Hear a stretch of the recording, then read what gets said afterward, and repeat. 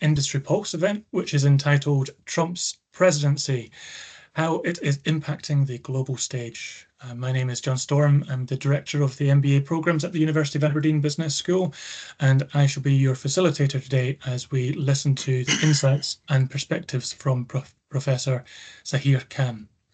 Now, aware that this topic has potential to spark, let's just call it a enthusiastic debate, Zaheer is quite intentionally making effort to take a non-partisan perspective.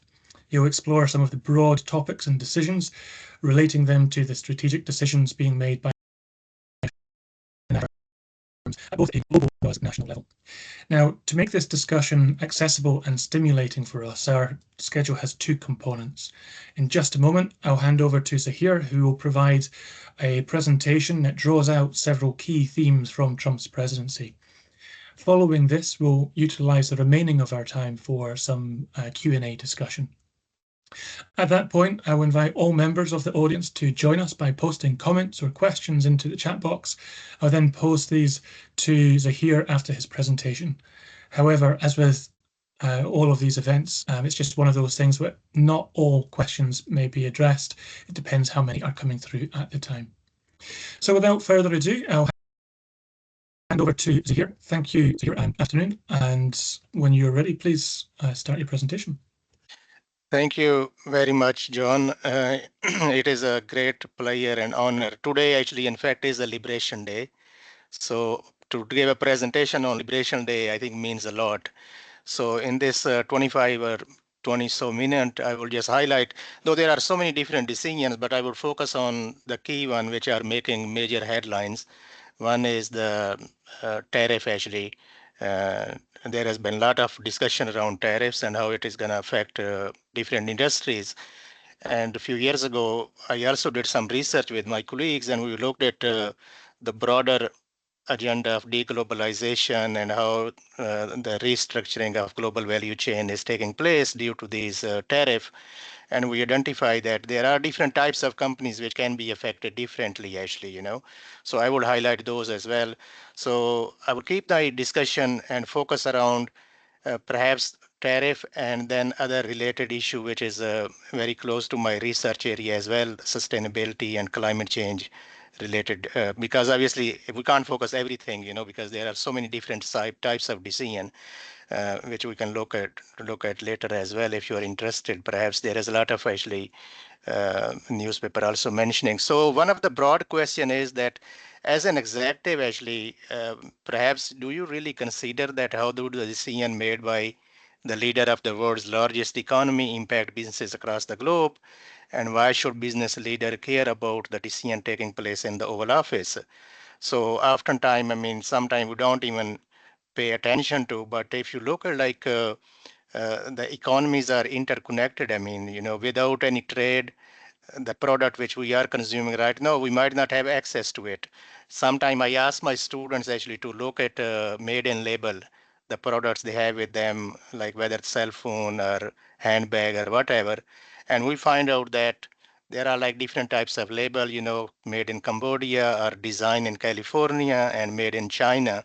So what does it mean actually? So sometimes it becomes quite difficult actually to track the origin of the product, where the product is originating.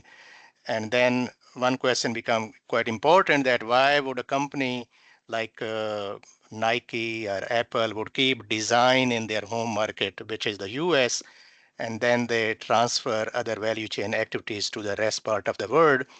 So it is important to see that because a lot of trade now around like in 2013, UNCTAD, which is the United Nations body which track the overall investment patterns and global development, their indications were that around 80% of the trade actually takes place through global value chain. And a lot of people were not aware of, and all of a sudden a lot of people realized actually after COVID, when people were struggling to get necessary items and certain products were not coming from certain countries, and then they realized that the importance of global value chain, global supply chain. So you cannot really unwired actually, this is how the global economy is interconnected. So I would kind of highlight actually, around and pay attention to perhaps give example, because Auto industry is also one of my key research area. I focus on the auto industry as well, and it is one of the most globally interconnected or integrated industry, I must say. And then I will highlight, how it could really affect different companies and the supply chains, in different part of the world as well. So before I mention some of the decision, it is important actually to highlight the foreign direct investment flows and to kind of show that why US is very important actually. Number one, because it is one of the important economy to attract a lot of investment actually. If you look at this is like the 2022-2023 UNCTAD figure, it shows that the top destinations for foreign direct investment. And if you see it from this figure, I don't know whether you can clearly see it or not, United States is by far the most important country in terms of foreign direct investment inflows. And second is China, including Hong Kong, if you take into account as well. And then rest of the world economies. And you can see like a lot of now in this figure, you will see a lot of countries from emerging, what we call emerging markets actually, also attracting a lot of investment and global investment inflows as well. So, and other is the outward flows to from home countries, what are the top destination. And this also shows that United States again is one of the important investor. So this shows actually the importance of US actually as one of the largest economy. And if we look at in terms of, for example, auto industry, it is by far one of the largest actually single market in terms of auto industry, so the importance is quite high and significant. And that's why the decision being made in the Oval Office actually can have ripple effect all over the world as well. And that's why because of the global nature of the, the way the countries are trading with each other. Even if you look at like tsunami, for example, in 2011, a lot of even production, car manufacturing production was halted in the USA, UK as well, and other part of the world as well, because a lot of parts were coming from like Thailand and Japan as well. So sometime, I mean, people don't pay attention to it, but because of the global integration nature, the way the countries are trading with each other, the decision taking place, or if there is an event or kind of, if one market is facing risk, it could really affect, other economies as well. So this is kind of just kind of background to show you the importance of USA and why it matters to the world economy. And I would also like to mention that actually US was the one actually who started this rule-based system as well. It has been one of the biggest advocate of rule-based system, WTO and other global institutions as well. But now we are moving more towards more like protectionism and these sort of things. So some of the key decisions, if you can see it here by categories, first 100 days. Why first 100 days are important? Because it really set the agenda for the next, like, the 4 year of the presidential term. So what to expect actually, so first 100 days are very important. And it started actually President Roosevelt, I mean, he really set a clear agenda, and he was the one which has like around, I think, 98 or 99 executive orders during the first 100 days. So now Trump has overtaken him actually. I think he set the record so far. I think it's now 103 or 104 decision. When I looked last time, I mean, sometimes it is very difficult to keep track of all the decisions being made there. So some of the key one here, I mean, by categories, if you look at tariff, I mean, they are the imported one, and then the Doge, the efficiency department, which is led by Elon Musk. So how to decrease cost actually, so that is also important around like, I think 16, so 17 are related to tariffs. And then you have related to climate and immigration and a lot of others as well. So I will focus on tariff and if we have time around the sustainability side as well, like exiting the Paris Climate Agreement and what are the implications, I mean, for companies and different sectors as well. Uh, so, so over here, if you, these are just another comparison actually, President Trump executive order to past president as well. If you look at in the current, I mean, by far, I mean, most executive orders I think he has issued compared to other presidents.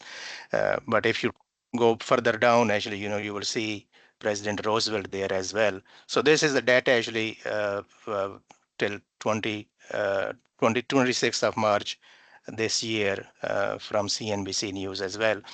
So what are some of the key decisions and their implications? One is the aggressive trade and tariff policies.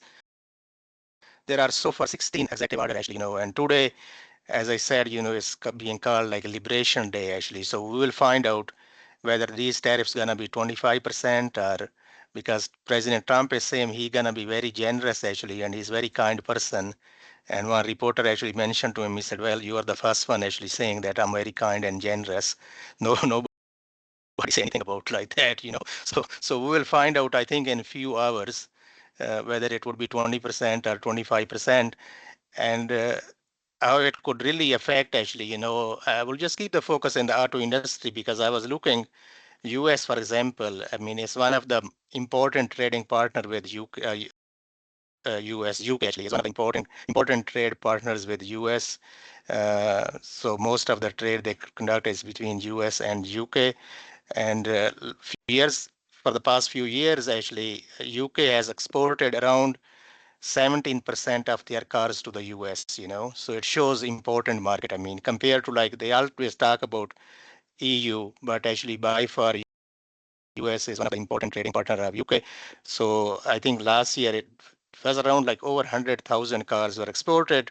So which was around roughly 7.6 billion actually revenue UK generated. So then you can see the impact. I mean, if there is like 25% trade, the tariff being imposed on the auto industry, and perhaps if we look at last year, I think American actually they produced around over 10 million cars, which were sold to the U.S. consumers, 10 million. So this is a huge figure. I mean, so out of 10 million, 50% of the cars were manufactured with local material, local component. So 50% of the cars still being manufactured with foreign components. So this you can see, I mean, if this imposition of these tariff, it could have really a lot of consequences for the industry as well, because sometimes it can really shift actually, some countries who might not be attractive location now, after the imposition of the tariff, they might become very attractive location, because as multinationals, when they look to invest, one, they have to match their firm specific advantage, meaning the technology they have, the brand they have, so they can use the manufacturing techniques. And then they also have to look at what are the country specific advantage, the host market. For example, if they are deciding to invest in China versus Brazil, so why would they go to China? What kind of locational advantage China offers? So companies have to match both firm specific and country specific locational advantages. And then they decide, we have, for example, key technology, whether to internalize, keep it inside the firm, or can we just license that technology to a foreign company based in China. So these are the kind of decision which executive, I mean, they have to take. And some of you probably, if you have that kind of strategic role, you will always be taking some of these decisions. So I think position for, because, and we did the paper, if you are interested, the paper is published in Management Review a few years ago. And we looked at actually, it really reconfigured some of the value chains that after the imposition of the tariff, like 2018, for example, before 2018, uh, products mainly coming from China, finished product, actually, they were attracting a lot of tariff. They were, I think, less than actually. So, then can you see the presentation? I see some of you are saying that. John, can you see the presentation? Yes, I can see. Yes, we can, of course.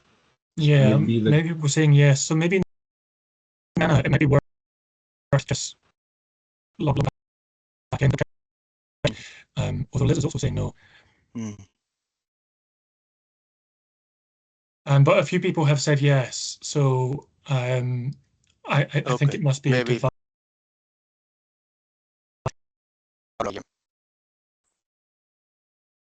Okay, thank you. So before 2018, because during Trump first presidency, he So it's a lot of effort as well. So prior to those components were getting less than 3% tariff, and after that it went to like around 20 and more than 20. So China actually they shifted a lot of their production to Mexico as well. So as I said, like some countries become quite attractive. Now Mexico alone, like for the past like 1 or 2 years, with Chinese investment flowing into Mexico, I mean, has generated over 135,000 jobs in Mexico, and a lot of them, products which were manufactured, I mean, they could attract like less duty because of the US, Mexico, Canada deal. China companies, I mean, Chinese companies, they really avoided that one as well. And uh, Trump administration, I mean, they were quite annoyed as well that, Chinese are now shifting their, production to Mexico, and they are avoiding these duties as well. So now BYD actually wanted to set up a factory there, but Mexico is kind of putting a hold on that actually investment because they don't want to annoy US, so over, I think, 135,000 jobs, and the investment is so far, I think, around 17 billion or something, for the last few years. So this you can see, I mean, some locations then become quite attractive for different countries to go and, to kind of mitigate these risks as well. Same is like in the case of Brazil as well, actually, Brazil, for example, is also attracting a lot of investment, even though it is one of the important trading partners of US as well. By far, actually, US is one of the important investors in Brazil. But now Chinese, I mean, now they are always talking up now on soybeans and meat and poultry products coming from Brazil because they are thinking if the tariff will take place like around 25%. So now China is also becoming quite important. And 2016, this actually, I was reflecting actually, 2016, we had this very interesting forum in University of Northampton where different local councils, actually Lincolnshire, Northampton Council, and a few faculty members from different universities, they also joined that forum. And I was also one of the participants. And we had some official from the Chinese embassy, actually. And he made this remark, actually, that Chinese officials, sorry, I have to switch on the power as well. So he said that who wants to invest in UK, I mean, or other market? Netherlands, he said they don't have money. Germany, they don't have money. US, they wouldn't invest. So who got the money? And he said, obviously the answer is China, So he was thinking that countries should view Chinese investment in a more positive way because we have the money, actually, we can bring the investment. So this is what they are doing, actually, like a lot of infrastructure development taking place in Brazil and also now in Mexico. They are setting a very huge industrial complex as well. So Chinese invest because they have the money, actually, so they can make the investment. So that's why you can see like sometime some location become more attractive, actually, and companies can shift, their operations there as well. And the other is climate and sustainability. So far, around 10 executive orders in that one, and also exiting the Paris Climate Agreement as well. So aggressive tariff, what does it mean for the global businesses? As I said, I mean, it could have ripple effect on various industries. And what we found like a few years ago, the paper we did, though we looked at mainly newspaper data actually, and we found that some of the high-tech industries and those industries which were very global in nature, actually, they were the one most affected with these tariff. Not the industry who were like mainly focusing on the domestic market. Other is the companies have to make some supply chain adjustment. The example I gave about Chinese investment now going into Mexico, actually, also in the auto sectors and setting up factories there. And then they send the scrap product back to USA because obviously it would attract lower tariffs because of the US, Mexico, Canada agreement as well. But if you look at like Canada and USA, I think US and Canada, some of their lumber, I mean, issues goes back to like over 200 years actually, So though some these, I think the trading system unfortunately, it is not that fair, actually, I must say, So hopefully with these actions, countries might come to table and then come up with maybe a fair trading system.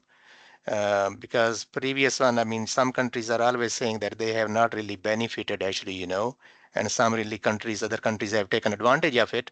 For example, India, if you look at in the auto sector, they impose like around 70% tariffs on the cars coming into the market are the components which are being used to manufacture cars in India. So some countries have imposed very high tariffs as well, and then it also can affect global trade relations as well between different countries. The example I gave about China and Brazil, China and Mexico, for example.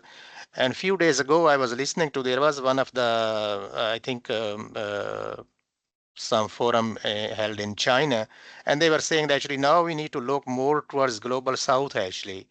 Some of the Communist Party officials, actually, I forgot the name, actually, he was talking about that we need to look more towards global south if these tariffs are being imposed, actually, on China or maybe other countries. So we have to look at more global south. So you can see it like global realignment as well, the global trade relations, and also investment flows as well. We might see bit shift, actually, So here is another example that China is the #1 supplier of electronic products and to the US with import totaling 146 billion. So 12 billion US dollar in 2023. So you can see it. I mean, China is becoming kind of like it has become a global factory, actually, So now, even though with the supply chain adjustment, which I will show later on in my presentation, what we are calling about friendly countries, actually friendshoring, are dual supply chain that companies are setting up, moving to those friendly countries like US, UAE, or Vietnam, are shifting to Mexico. But again, they depend on the components or materials coming from China, actually, So they are playing kind of intermediary roles, but again, they have to depend on Chinese parts, components as well. And again, 87% of US video game console imports come from China in 2023, 78% smartphone, 79% laptops and tablets, 2/3 of monitors. So you can see like some countries, I mean, nowadays within the global value chain, you have to see like they are controlling different types of activities as well within the global value chain. And then you have to see where the value lies, actually, So within the manufacturing, unfortunately, a lot of countries are still thinking that maybe manufacturing is the one where if we revive it, it will create more jobs. It can, but over a period of time, I mean, if you look at for the last few years, US actually is one of the important, I think, #1 leading exporters of services, actually. So they have created more service jobs than manufacturing, So the question is whether to revive the manufacturing. I mean, I was listening to one of the lawyer who represent a lot of these auto companies, auto suppliers in Detroit.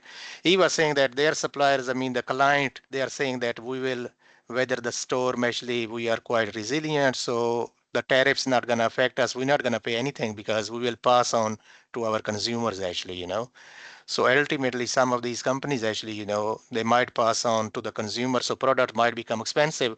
Some figures are suggesting that perhaps like car prices actually in the US alone, it might go up like around 3,500 to some estimates are around 12,000 pound, actually 12,000 euros per car as well. So the prices might go up as well in certain categories as well. So this is another example. I mean, just to illustrate the point that countries, I mean, right now they are competing on the countries should specialize. I mean, because no countries can have absolute advantage. I mean, in the value chain, some countries have kind of comparative advantage. This is kind of bicycle, actually, within this value chain. If you look at, there are different types of countries like in wheel export, China, around like maybe 100, like 70 million, I think, then Italy, around 79 million, then France. So we'll export like 3 countries, and then pedal. So different countries like Japan, then China, Singapore, brake, Japan, Singapore, Malaysia, and then frame export, China, Vietnam, Italy, saddle on ports, China, Italy, and Spain. So this illustrates actually that not even a single country could say that they have absolute advantage actually, in the manufacturing of this one. So this is kind of a simple product. Sometimes we don't even realize that, simple, we just go and buy the bike, but then when you see where the components are coming from, and this goes back to the earlier point I was making when I asked my students to look at the made in label. Sometimes it becomes very difficult actually to track, even though it says like made in China, does not mean that all the components are coming from China actually. Some might be coming from Vietnam, from Thailand.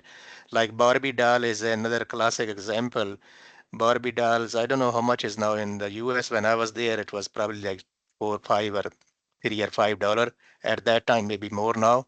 I haven't actually looked at the price. So perhaps when Barbie doll leaves, I mean, Hong Kong airport, cost like maybe like less than $2, but when you look at the hair where they are coming from, Philippines, other body parts from China and Taiwan and other countries. So there are a lot of countries now participating. And as I mentioned earlier, that 80% of the trade now takes through place through global value chains. And this bicycle example illustrate actually not even a single country could say that they have absolute advantage around certain value chains. So what does it mean that, some countries might see that where is more value lies, within that value chain. So they start specializing in that area. Maybe if it is in the design, they will move more focus on the design side, or if it is in the services side, so they move more services. And that's why services are becoming very important. A lot of manufacturing companies are putting more effort into servitization as well. And then friendshoring, this is the new trend we are seeing, especially since the first Trump presidency when the lot of tariff, was announced. So in the divided global system, so non-aligned countries, so Mexico, Vietnam, and UAE. That's why we say like we saw like a lot of investment actually shifted to Vietnam from China as well.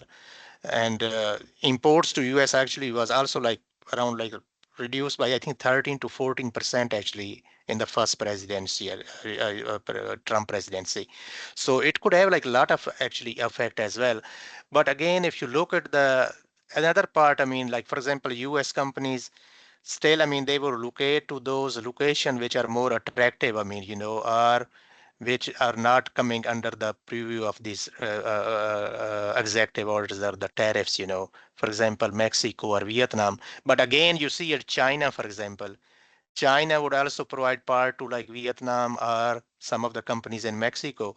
So even though Vietnam and Mexico would act as a kind of dual supply chain or kind of intermediaries, but again, you can see like China role is very important actually, So this shows that the emerging market actually can play a very important and significant role. So Western foreign, especially from advanced economies, mainly from USA, actually, they are now increasingly building dual supply chains as well. Though it can be good, I mean, like for example, Vietnam now, I mean, it would create a lot of like, job opportunities, technology transfer to local companies as well, So around like 71% executive, for example, they see these countries can help firms manage risk by acting as politically insulated trade partners. So this was Economist Impact Transition Service they conducted in November last year, 2024. And they found out that the executives are, saying that to minimize risk, they will say. So what are some of the implication firm strategies? This is another survey actually I came across with from Economist Impact that, how companies are preparing for incoming US Republican administration in 2025. Though this was prior to, I mean, President Trump took oath, reduce, like, for example, internal cost 33%, increase US sourcing. 40% companies said they will increase their component sourcing from US, So again, obviously, you will see like a lot of companies will probably start sourcing from the US market as well. But to set up, I mean, look at, I mean, auto industry, I mean, it takes a lot of time, I mean, because companies have to negotiate contract with their suppliers, they have to search suppliers, and it takes number of years actually. It's not like you just go and see and there is a supplier out there, and then there are some like suppliers who are providing kind of multiple component as well. And then within that one, you have to see like, for example, first tier supplier Denso is one of the important suppliers, I mean, for Toyota and a lot of other car companies. provide like electronic parts as well. So there are not that many suppliers actually, who could provide similar parts as well. And oftentimes when these assemblers, they locate their value chain activities or investment in other countries, some of these suppliers would also follow actually these companies as well. So though some would increase sourcing, but again, the diversification, was also one of the important strategy mentions by executive that they will diversify to other markets as well. So internal cost reduction, increased sourcing, and increase adequacy efforts, 26%, meaning more aligning like kind of like non-market strategies, lobbying, and these sort of efforts will become very important as well within the different sectors as well. And then key decision and their implication in terms of now climate change, if you look at though at the federal level, actually, they will reduce some of the budget. They're not going to pay towards that. But the state level, actually, here, California and New York, for example, we will see very strict regulation in those two states as well. But we have to also realize that companies are embedded in multiple contexts, though exiting from the climate agreement, Paris climate agreement, still, I mean, companies, because it could have also reputational effect as well because of the reputation and the climate change, like social activism and sustainability activism is on the rise. That's why we are seeing, like, for example, fast fashion. A lot of people don't realize actually is one of the most polluting industry actually sector, fast fashion, and now a lot of customers are becoming quite aware actually, and they are raising concerns and voices against fast fashion companies. So again, like even the US companies, they would be still actually, they have to abide by the rules and regulations of their host market. Like for example, EU sustainability disclosure requirement actually. So meaning now private sector, I mean, they have to put more effort actually, their investment might go up. So a lot of private sector investment, because obviously US, federal, they would not provide them any kind of financial incentives towards sustainability, but private sector investment go up. But also it might have more kind of what I see like kind of geopolitical implications. But again, firms would still have to pay attention to their global stakeholders as well, and looking at like market by market as well.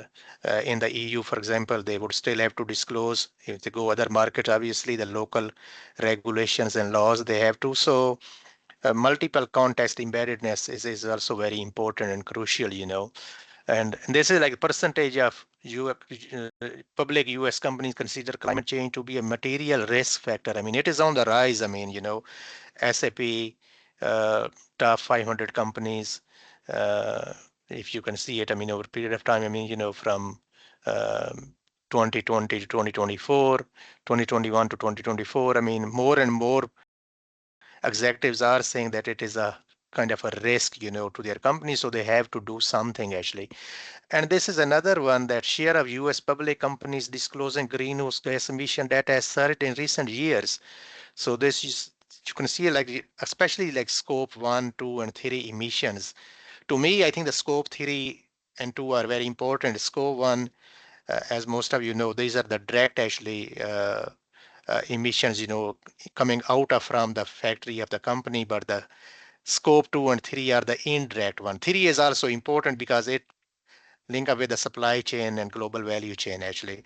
And to me, there are not that many effort actually being put in by the companies and also the local government actually, especially for example, lower tier suppliers who provide kind of like kind of intermediate or other products, goods to the companies are kind of a standards part, you can say.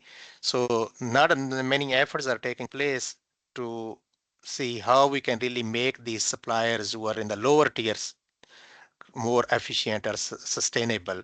So scope 3 are very important. They are very difficult to address as well. They are the indirect one.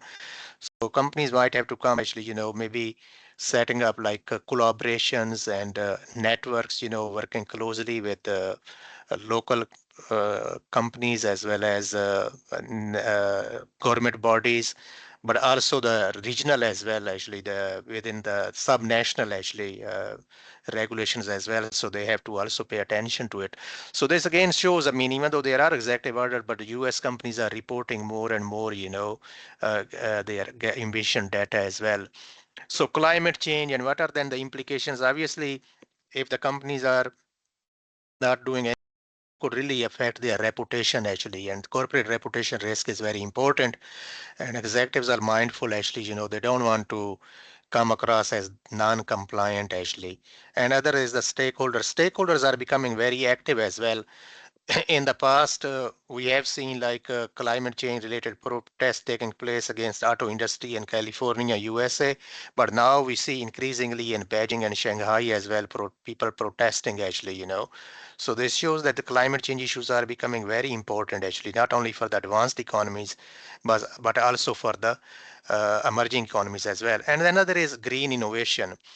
Last week, actually, I was talking to some researcher who have done research looking at the patent data, looking at comparing like Chinese companies with US companies. And they found actually that in terms of green innovation compared to US companies now, because China has very stable policy, they are becoming more actually, they're investing more and they are becoming more innovative as well.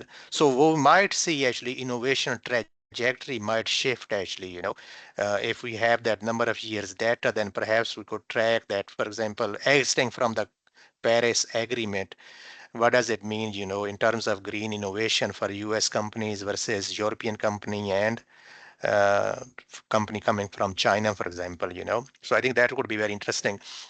And other is just to take it back now, the tariffs, and then why, as I mentioned, that US was the one who started the rule-based system, and then Washington consensus and new globalization. If you look at this figure, shows actually UK, China has led two wave of globalization, over a number of years, starting from 1830 and now 2020. And China has really overtaken actually UK, if you see in the latest figure, where the Washington consensus was like, the private sector role that countries should deregulate, uh, open up their economies. And then some countries didn't have good experience actually, especially like IMF driven reforms, especially in Argentina. And now we are seeing in Pakistan as well, that sometimes this top-down agenda does not work actually, because the realities might be different, So that's why local context matters a lot actually, So that's why when we say like international business, that is because of my area. And I always say that international business is different because countries are different, So you do not want to go with this mindset that, yeah, because we are living in a global village, so you can really fail. I mean, if you go with that kind of mindset, So you have to keep in mind that yes, countries are trading, companies are internationalizing, global value chain is becoming very important, but countries are different, So you have to keep in mind that context as well. And other is firm brace for deeper protectionism. This is, if you look at this figure, actually, from 2017 when Trump just sworn in first time, actually. So Economist Impact published the 5th edition. This is that saying that, world global trade was heading for its most turbulent spell since the 1930s. So that's why there is a lot of uncertainty, actually. And when on the 26th of March, when President Trump announced that there would be 25% tariff on auto components or cars coming into USA, they will attract 25% tariff. Even the Ford, Stellantis, they are actually share prices dropped actually, around 2%, 2.5% to around, I think 7% when I was looking at the stock actually. So it really affected them as well, even though they were happy that it is good actually, we might boost our manufacturing, but it takes number of years actually to set up factories and to convince suppliers.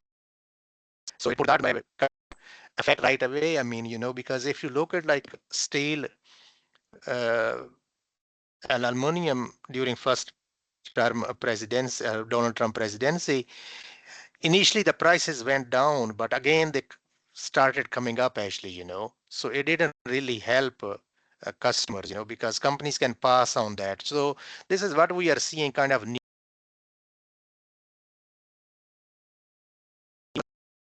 own interest, protectionism, nationalism, moving away from rule-based systems that countries have to look at. But as I alluded earlier, that perhaps when they come to the table, maybe we'll come up with a more fair trading system actually, And this just to show the changing world order. This was a report PricewaterhouseCoopers actually published a few years ago, which is still relevant. Over here, you can see the rise of emerging market and why they are becoming quite important. For example, China now, the global factory, even though you see dual supply chains are on the rise, but still they depend on the material coming from China. So they are kind of connector countries, what I see, but still the role of emerging markets is going to be important.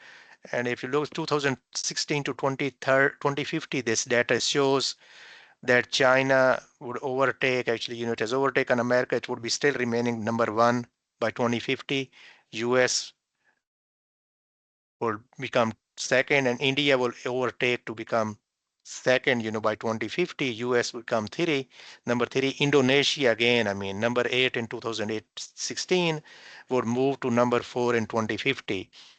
And Brazil, then Russia, Mexico. So again, it shows like advanced economies actually, they are moving down the ladder. I mean, and a lot of emerging economies are coming up.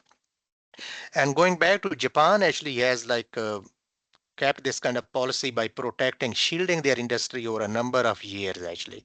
But if you look at, I mean, they are still like stagnation. I mean, they are now little bit emerging out of that, but it has really not benefited. So the lessons are a lot of these advanced economies, I mean, which they have tried to revive manufacturing like Italy, France, Germany, Japan. The lessons are not quite actually, positive, So their focus has been traditionally more on manufacturing, but these economies, they lost I think on services actually, if you look at Germany, for example, is one of the most important economies, but how many service companies do we know beside like, a second tier SAP in the software, So not many. So that's why I think US still runs surplus actually when it comes to services. So that's where, to me, I think that's where the future is, that service value chains, I think they're going to become very important and countries will start moving towards, specializing in certain areas or maybe adding more services to it. So that is all I have. Thank you so much. I hope, obviously we cannot cover everything, the policies related from immigration to everything else, but just to kind of like allude these two important one, the tariffs and climate change related. Excellent. Thank you very much, Zaheer. Like what you said, he's packed a lot into those first 100 days. So asking you to unpack that in just half an hour was a bit unrealistic. So thank you for giving those insights. You had a fantastic slide there exempling just how global the world is with its supply chains, and that was with the bike. And I think just want to link that to Mohammed's question, because Mohammed says that he recognizes that the US wants to incentivize local manufacturing, but did they calculate whether they have the internal capabilities and what will be the rate of replacement for their consumers? Any thoughts with regards to how easy it is to shift manufacturing from overseas back into the US? Well, I think that is one of the important because few weeks ago, Vice President J.D. Vance was making this comment, I think, in one of the event, that it is gonna be one of the greatest revival of manufacturing or greatest comeback of manufacturing, So they are still betting actually on manufacturing, but from the last, I mean, President Trump executive orders during his previous administration, unfortunately, actually, as I said, like steel industry, even the prices went down initially, but then it started picking up again, So at the end, it really does not benefit actually, And reshoring, the whole idea is that companies will relocate, But as I said earlier, that companies have to match, the locational advantages with their firm specific advantage, and which country has the better appeal actually in terms of location. As I said, the factories, it takes number of years actually. We might see the tariff might be there, but when you look at like how many companies have really relocated, uh, but perhaps not many actually. So even right now, a lot of actually auto suppliers, they are saying that they will deal with these tariffs, but they have no plan to relocate from Mexico to USA. So you can see it because they said they are not going to pay anything. So meaning they will pass on that. And that's what I said, that some estimates are now that car prices will go up around 3,500 to 12,200 actually uh, in the US. So ultimately, but we have to see, because as I said, the example I was giving about Germany and Japan and Italy, they have followed similar kind of policies, but it has not really benefited actually. If you look at Japan, it has been really struggling. Now it is really coming out of stagnation, but manufacturing, because the future is, as I said, is services actually. So they might bring some investment, even though if you look at like some of these executive in the Economist Impact Survey, around 45% said they will increase their sourcing components from US. But to shift the entire value chain, imagine, it takes number of years. And as I mentioned, the dual supply chain, the important role of these emerging markets, especially China, even though, for example, some of these like Tesla, for example, they also have like not now manufacturing taking place in China. So they depend a lot on suppliers from China as well in electric parts. If they bring everything in the USA, what would happen to those suppliers actually, who are already trained and they have the capabilities in China? So it takes time actually to develop sort of capabilities and generate, but we have to see. I think previously what we gather is, I think unfortunately not that many companies actually had reshored actually their entire value chain activities. And connecting with that, I suppose we've got two approaches to it, two risks. One is if some companies are relocating their assembly plants to a friendly zone, I guess partly they don't know how long that friendly zone will remain friendly, right? That could suddenly be hit by tariffs. And if things take several years to actually fulfill developing a new manufacturing center, potentially, do you think a lot of companies are just thinking, well, actually, it's worth waiting another 4 years because maybe Trump's going to be gone? So that's the thing with the democratic cycles. So do you think some companies are thinking it's worth the gamble, it's worth waiting out? Obviously, I think they would. Some companies would be, but as I said, like China, they are also saying that now we have to look, maybe increase our trade with the global south, actually. As I said, some countries might become more important. That's why Brazil actually, has attracted a lot of Chinese investment now. Uh, Due to the first term tariff, imposed on different sectors. So some countries might become very important, but obviously it depends because sometimes global strategies, some companies might have a wait and see policy. Some executives are saying that we see that whether these would stay, we will find out because today, as I said, is Liberation Day. So we will find out because President Trump is saying he's gonna be very generous. So at the end, we might not see 25%. So we might see like 20 or 15% maybe. And whether other countries would also retaliate or not. So that is another thing, because even if you look at like last time EU, because I think that is another classic example when EU retaliated and they impose duties, high tariffs on like Harley Davidson and a lot of like, other products coming from USA. Those industries are still reeling actually from those tariffs. So it's not like, countries would benefit. It is not like kind of like zero sum game. So because as I mentioned, and if you look at these slides, the whole point was that because of the interconnected nature of the world economy. So even taking place in one market, it would affect, but it could have like a ripple effect, as we saw like in the case of COVID, for example. So we can't just say like, we can perhaps like, stop investment coming from certain countries and then we go to other countries. But again, you might have to depend in that country as well, because certain supplies might be still coming from that market. And this is what China was doing actually, when they moved to Mexico. So they were putting like, made in Mexico, so avoiding tariffs. So that was another actually annoying factor, that how we can really overcome these kind of challenges. Yeah, yeah. Tim has provided a comment. Now, it leads to perhaps a little bit of your own personal thought, Zaheer. But if you had to put Trump's economic policies and strategies on a scale from thoroughly strategized by brilliant minds to completely winging it, where would you place him across this scale? Though, I mean, there are some genuine, I mean, concern, as I mentioned, because if you look at, for example, US, and I mentioned US, Canada, some of their lumber, for example, those dispute goes back to number of years, So we have to see. I think overall, I mean, I would not like to make any comment at the moment. We have to see. But previously, uh, I think the benefits were not that great, I must say, And I gave example of steel actually.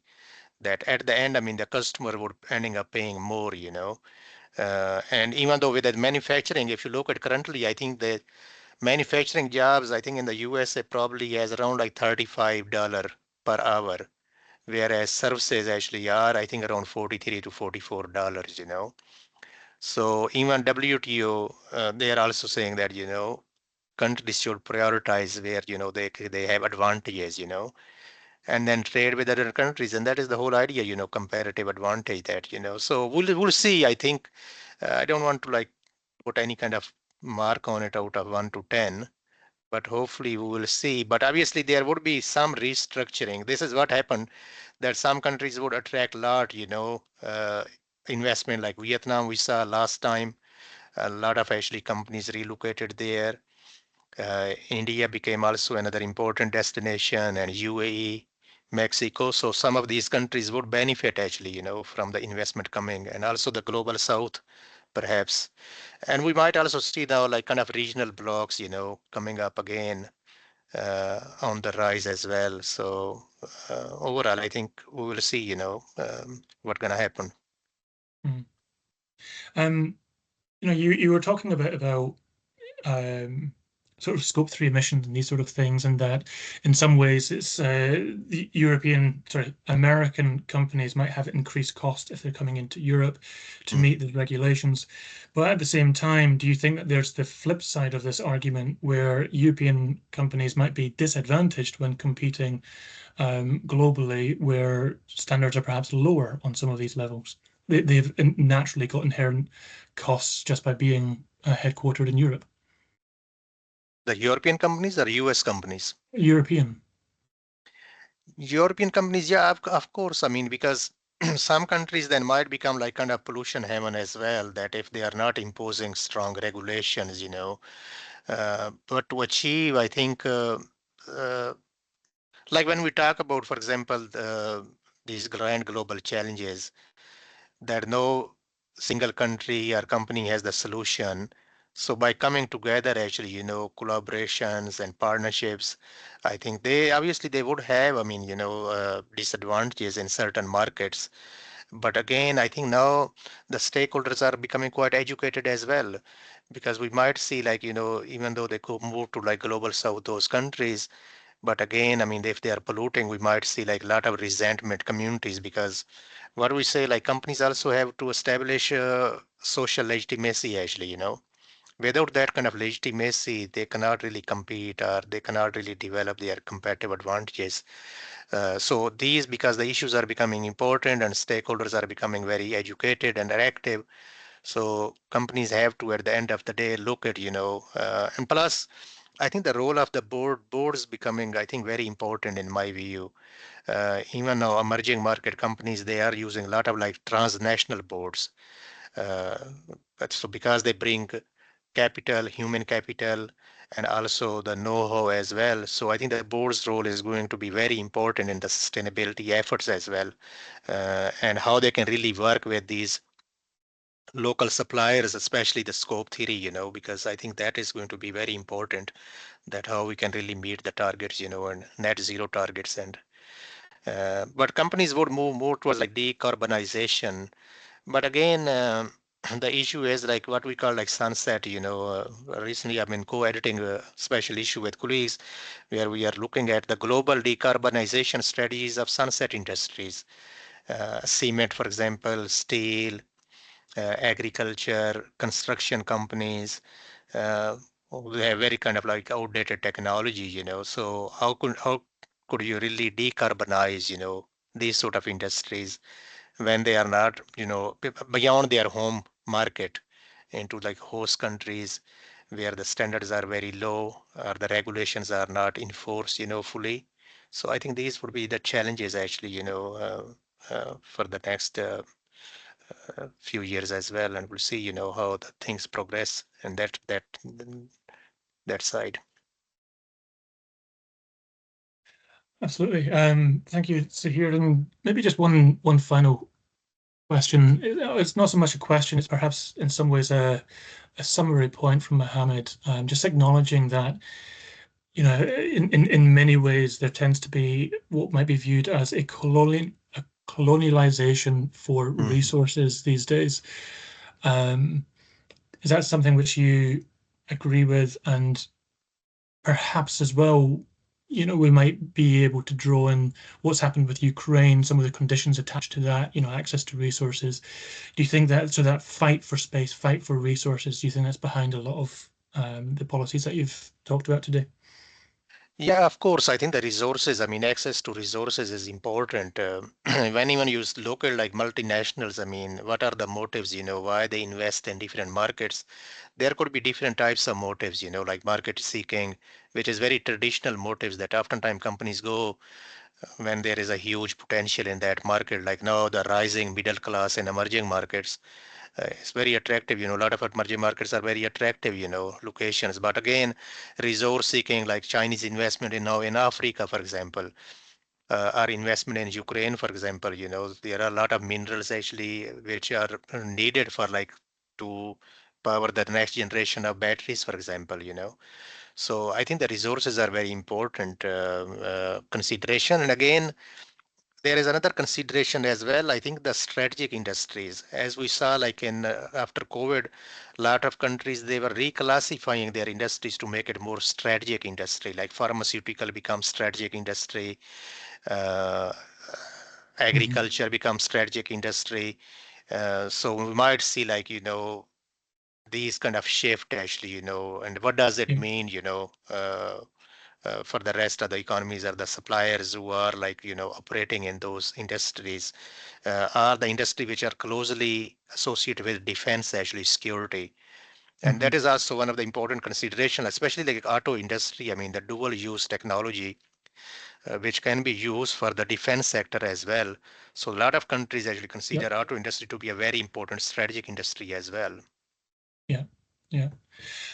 Excellent. Well, thank you again. As we draw to a close, well, first I'll just acknowledge Zaheer. Thank you for taking the time to not only prepare this presentation, but also to share your insights, answer the questions which have been posed.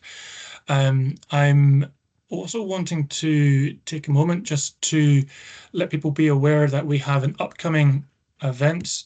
This is for anyone who's connected with our MBAs. So the Industry Pulse series that we run is also connected to this. This is actually not going to be online. This is going to be on campus. So there is perhaps a travel cost associated with this. But if you are able to join us in Aberdeen between the 4th to 6th of June, you'd be very welcome. There'll be 3 days of networking, of listening to guest speakers from industry. You can see some of them, not all of them. We've got other ones as well, but some of them are listed here. If you are able to join us, you'd be very welcome. You can scan the QR code you see on screen to express your interest there. Otherwise, thank you again, everyone who has taken the time to join. We look forward to seeing you at a future event, either on campus or online. In the meantime, we wish you all the best. Take care for the rest of this afternoon. Thank you, John. Bye-bye. Cheers. Thank you. Thank you. Bye-bye. Thank you. Bye-bye.